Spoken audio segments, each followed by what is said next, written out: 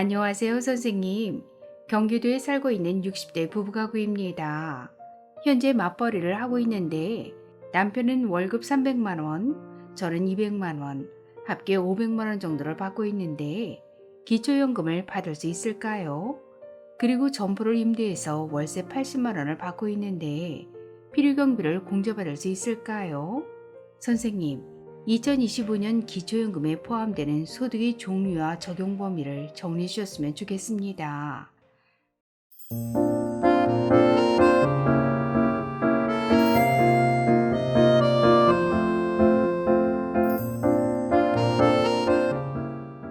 안녕하셨습니까? 행복한 인생의 이막 알베르토입니다. 2025년 1월 25일부터 적용되는 기초연금의 소득 종류와 적용 범위를 아주 쉽게 설명해 드리겠습니다. 2025년 새롭게 변경된 기초연금은 신청인과 그 배우자의 소득과 재산, 그리고 부채까지 모두 반영한 소득 인정액이 단독가구 228만원, 부부가구 364만 8천원 이하면 단독가구 34만 2,510원, 부부가구 54만 8천원까지 받으실 수 있습니다. 참고로 기초연금법에서 얘기하는 소득이란 소득평가액을 의미하는데요. 여기서 소득평가액이란 근로소득, 사업소득, 이자소득 등 각종 소득에서 각각의 공제금액을 차감하고 남는 금액을 말합니다. 그럼 지금부터 2025년 기초연금에 적용되는 소득의 종류와 적용 범위에 대해 설명해 드리겠습니다. 소득의 종류 첫 번째는 근로소득입니다. 여기서 근로소득이라고 함은 상시 근로소득을 말하는데요. 상시 근로소득은 3개월 이상 계속적으로 고용돼서 월정액 급여를 지급받는 자의 근로소득을 말합니다. 또한 2025년 근로소득에는 기본공제 112만원과 추가공제 30%를 적용하고 있는데요. 오늘 의뢰인 부부의 사례를 예를 들어 계산해 보겠습니다. 남편의 월급 300만원에서 기본공제 112만원을 차감하면 188만원이 되고 여기에 추가공제 30%를 적용하면 131만 6천원이 됩니다. 이번엔 아내의 근로소득을 계산해 보겠습니다. 월급 200만원에서 기본공제 112만원을 차감하면 88만원이고 여기에 추가공제 30%를 적용하면 61만 6천원이 됩니다. 따라서 남편 131만 6천원과 아내 61만 6천원을 더하면 193만 2천원. 193만 2천원이 오늘 의뢰인 부부의 근로소득에 대한 소득 평가액이 되는 것입니다. 부부의 원래 근로소득 합계는 500만원인데 기본공제와 추가공제 차감 후 193만 2천원만 소득평가액에 적용되는 거니까 근로소득은 기초연금에 가장 유리하다고 할 수 있습니다. 참고로 근로소득은 세금을 공제하기 전의 소득, 즉 세전소득을 기준으로 반영되며 기본공제와 추가공제는 부부 각각 적용된다는 점 꼭 기억하시기 바랍니다. 소득의 종류 두 번째는 임대소득입니다. 2022년부터 임대소득은 임대사업자 등록 여부와 상관없이 점포임대소득 41.5%, 주택임대소득 42.6%의 단순경비율, 즉 필요경비를 공제받으실 수 있습니다.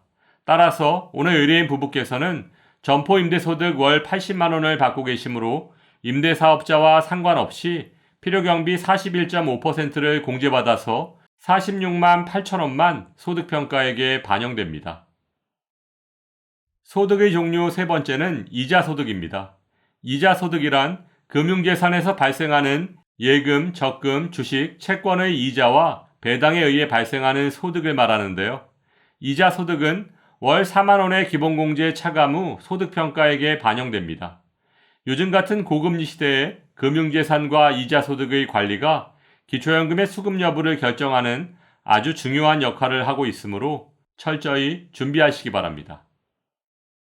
소득의 종류 네 번째는 무료 임차소득입니다. 자녀 명의의 시가표준액 6억 원 이상 고가주택에 거주하는 본인 또는 배우자에 대해서 임차료에 해당하는 금액을 소득으로 인정하고 있습니다. 시가표준액 6억 원이면 39만 원, 9억 원이면 58만 5천 원, 20억 원이면 130만 원을 무료 임차소득으로 반영합니다.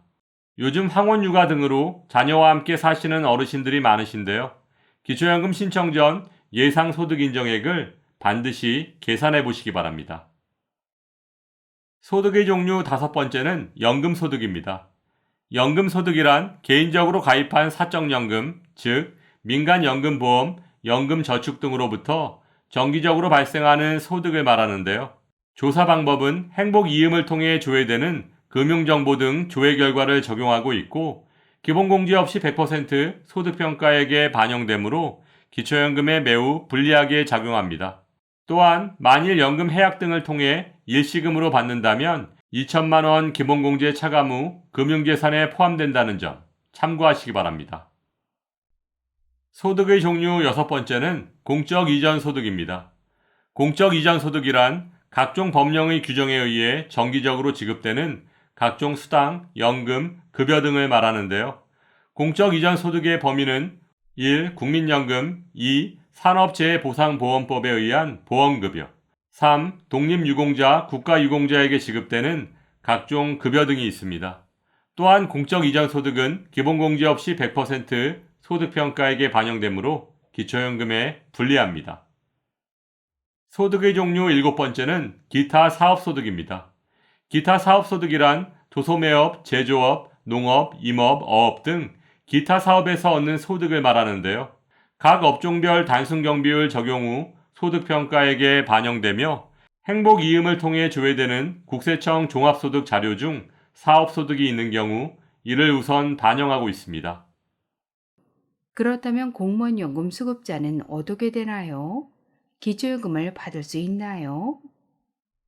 직영연금, 즉 공무원연금, 사학연금, 군인연금, 별정우체국연금 수급권자 및 그 배우자는 원칙적으로 기초연금 수급 대상에서 제외됩니다. 그럼 기초연금 계산할 때 소득의 범위에 속하지 않는 소득에는 어떤 것들이 있나요?